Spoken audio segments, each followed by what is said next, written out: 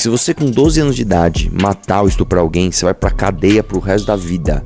A mudança foi enviada pelo próprio governo, mas ainda precisa ser ratificada pelo Congresso. A expectativa é que as punições sejam adotadas para infratores que tenham ao menos 12 anos de idade. Mano, você tem noção disso? Os caras lá tão foda, velho. Os caras lá tão foda. Eu vou ser sincero pra você, eu não sei, não tenho opinião formada sobre isso.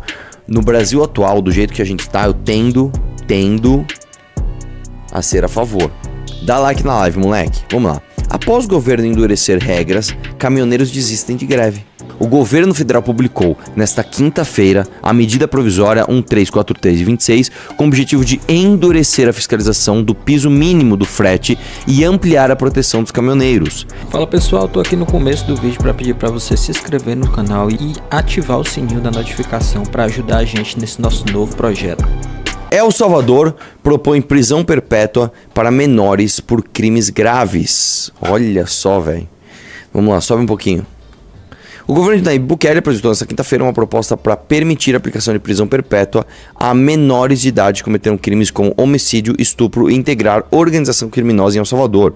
O texto ainda precisa ser analisado e votado pelo Congresso, que tem maioria de parlamentares do partido governista, né?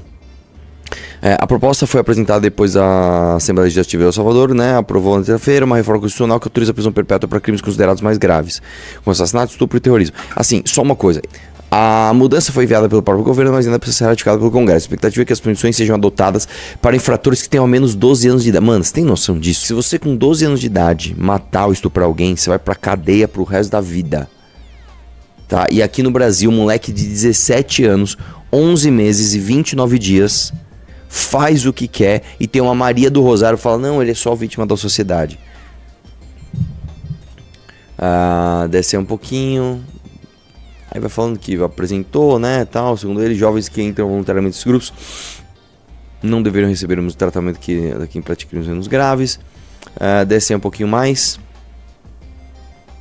Villatoro também afirmou que a legislação penal voltada para menores tem sido usada por organizações criminosas. De acordo com o ministro, esses grupos recrutam adolescentes justamente porque as punições previstas para eles são mais leves. Na mesma sessão da comissão, o Ministério da Defesa afirmou que parte dos homicídios ligados a gangues estarem relacionados às regras atuais. Para ele, mudanças na legislação são necessárias para enfrentar esse tipo de crime. Os caras, mano, posso falar? Os caras lá tão foda, velho. Os caras lá tão foda.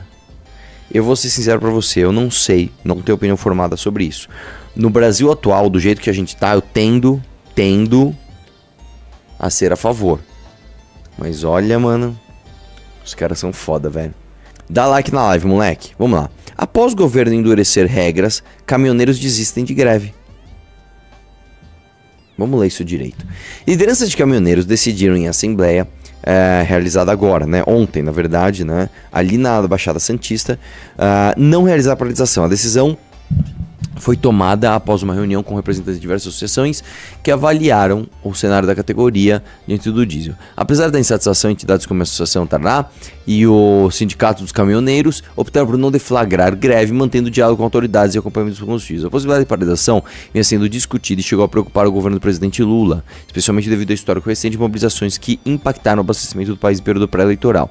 Segundo a liderança do setor, o aumento do diesel segue como principal ponto de tensão, reduzindo a rentabilidade dos caminhoneiros. O presidente da Brava já havia apontado o combustível como um dos gatilhos da crise enfrentada pela categoria.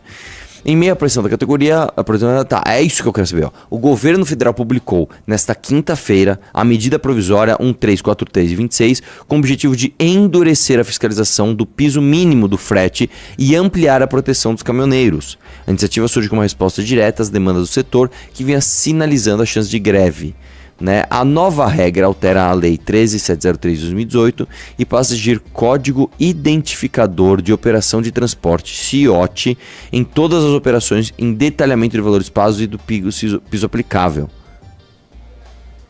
Com isso, a NTT poderá intensificar a fiscalização até impedir operações que estejam abaixo do mínimo estabelecido. Entendi. Então, basicamente, a resposta do governo é o seguinte: nós vamos pesar a mão na regulação de mercado para que o frete siga uma regra específica aqui. Eu não acho que isso seja caminho, tá? Eu vou dizer para você uma coisa. Trabalhei com transporte, você sabe muito bem. E o grande desafio do transporte é o seguinte: você fica espremido entre as gigantescas transportadoras. Então tem transportadora que tem assim 1000 caminhões. Por exemplo, você pega aquela Uma das maiores transportadoras do Brasil se chama Júlio Simões. Eles têm tantos caminhões, mas tantos, que eles fecham uma determinada porcentagem de produção. Eles chegam na Volvo, na Scania, na Mercedes e falam assim, eu quero X% da sua produção anual de caminhões.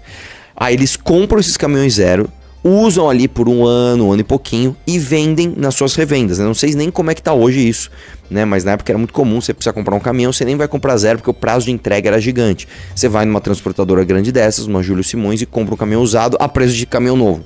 Só que ele tá a pronta entrega. É basicamente isso, esses caras ganham muito dinheiro. E essas transportadoras, geralmente, eles têm os... não é afiliado que chama, tem um nome ali. Os agregados, né? E geralmente um agregado, e aí por isso que eu tô falando que transporte é um ramo muito esquisito.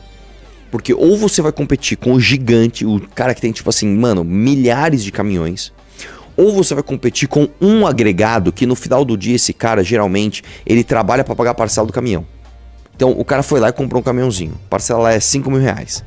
Ele trabalha para pagar os R$5.000 mais 1.000, assim, de lucrinho para ele.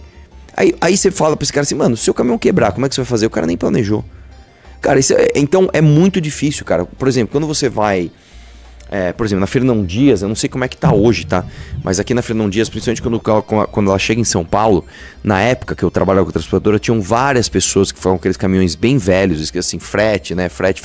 Você parava lá, mano, o frete era ridículo de barato. Era um negócio assim, eram absurdos os fretes. Tipo, um frete daqui pra Mairiporã, eu lembro até hoje, tô falando isso em 2008, 2009, por aí. Quanto é um frete daqui pra Mairiporã? Tipo assim, R$400. Como assim R$400, cara? Você quase não paga o diesel pra chegar até lá, né? Isso eu tô falando lá atrás, né? Então você fica no meio. Se você é um cara que você tem, sei lá, 4, 5, 10 caminhões, você tá ferrado, velho. Que você vai ficar no meio do cara que vai, mano, praticamente se escravizar só pra pagar a parcela do caminhão e o gigante que ele, mano, pode simplesmente espremer. Entendeu? O transporte é um ramo muito complicado, muito. Fora todos os milhares de problemas. Eu lembro um amigo do meu pai, ele tinha uma transportadora.